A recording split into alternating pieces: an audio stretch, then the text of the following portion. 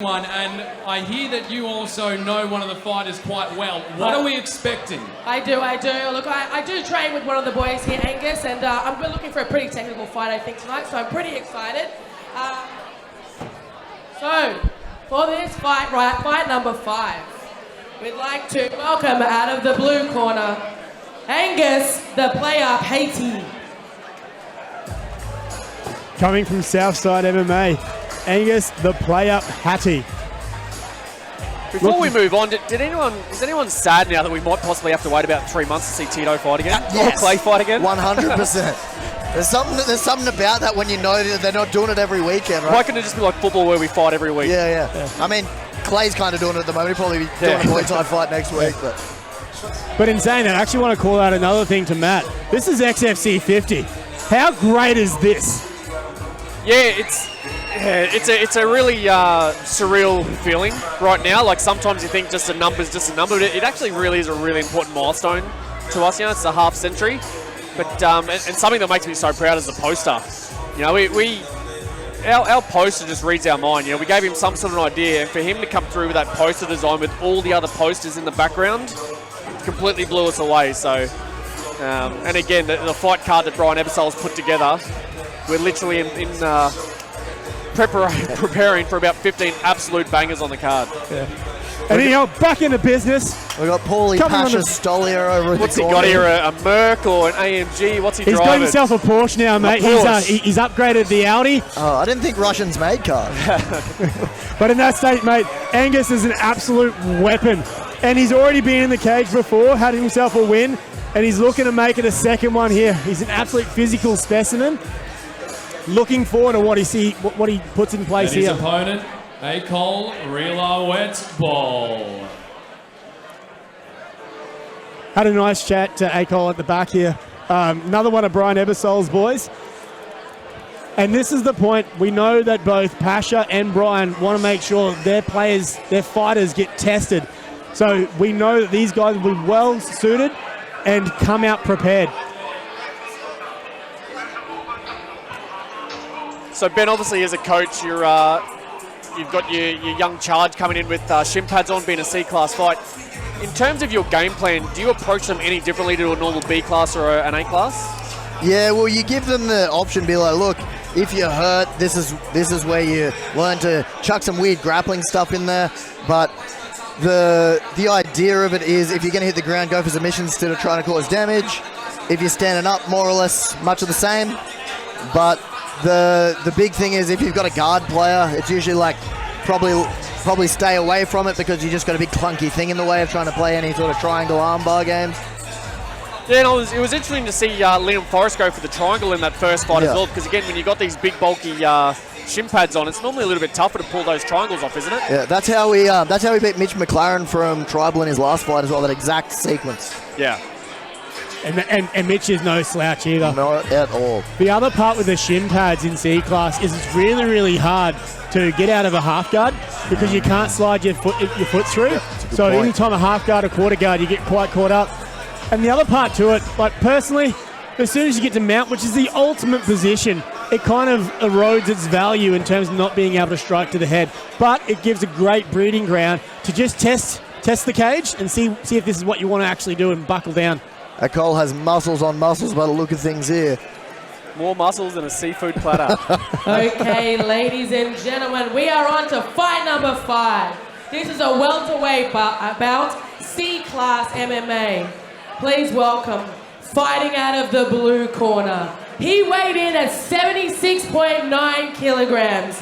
Trains at Southside MMA under Pasha Stolier with an amateur record of 1 win and 0 defeats. Give it up for Angus, the player, Hati!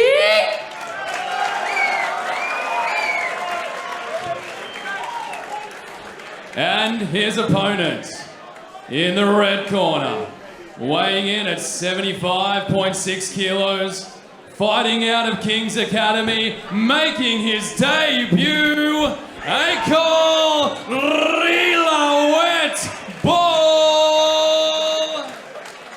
Tell you what, do you reckon he's ever done a push-up? And your referee for this match is Phil Cassidy. He is a muscly man, isn't he? But I'm guessing he was born that way. Like, he just... Absolutely. He has not missed chest today, that's for sure.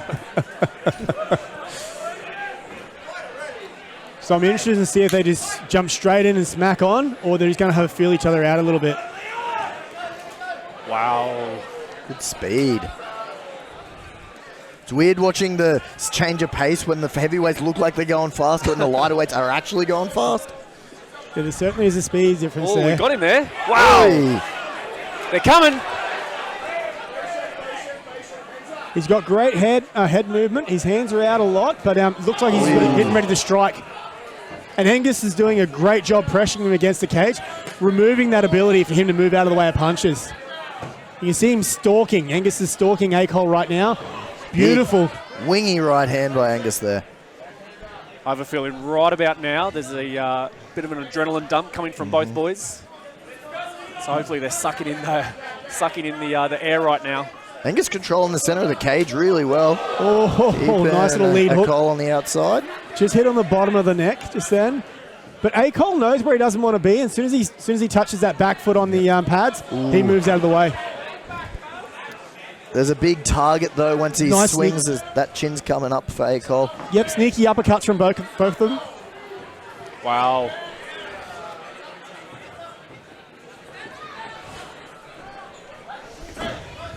A little bit dangerous the way he's bopping his head down there. The coming back. The back's the one that I'd be looking for if I was Angus.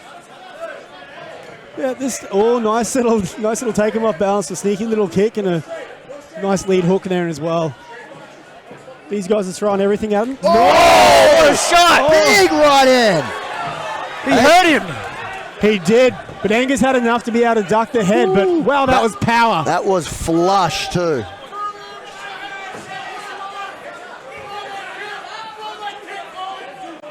He hurt him there. He certainly has. I'm not sure he's got his wits back about him yet. It's close. As much as I want to see the fight continue, that was a phenomenal stoppage by Phil Cassidy. The exchange before that exchange, when he just right in the cheekbone, boom, flush. Both of them moving forward, so it was like double the power. After that, Angus just couldn't quite get his wits back to 100%. And that last punch, beautiful shot by Akol. Akol has bricks in his hands. He is able to throw with some vicious intent there too. Kind of sitting back in a little bit of shock here again. The way that he was so patient, the way that he hurt him that first time. And again, the thing I loved about it is he knew he hurt him.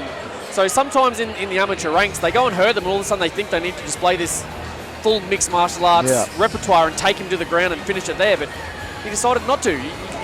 He achieved success when he was standing, and he waited for it again and finished the fight. But even in that first round, both of them had the advantage in parts of the round. I felt like both of them were hurt. Both of them did good things. Both of them made mistakes. Really good learning experience for both of them, I feel like. And the thing I love, again, about sportsmanship, whenever you see a stoppage like that, where there wasn't an exactly significant last shot to stop the fight, I looked straight across to Pasha Stroll and he was applauding. He was appreciative of the stoppage. Yeah. And again, we'd much rather see a fighter come back and have 20 more fights than take that one extra shot and that possibly be their last fight. Yes, certainly. And just for everyone at home, my jaw was dropped on that one. I'm glad I wasn't talking because it would have been blubbering outside from that point. But wow, what power. Akol kind of put the exclamation mark on it himself, didn't he? Okay, ladies and gentlemen, our referee stopped this fight in round 1 at 2 minutes and 4 seconds by TKO for your winner, Akol. And this is the advantage of MMA in Queensland. We have such experienced coaches and experienced referees to protect their fighters. Like I've seen before, Brian Ebersol throw the towel in to protect his fighters before. You mentioned it, that Pasha was applauding there's the stoppage.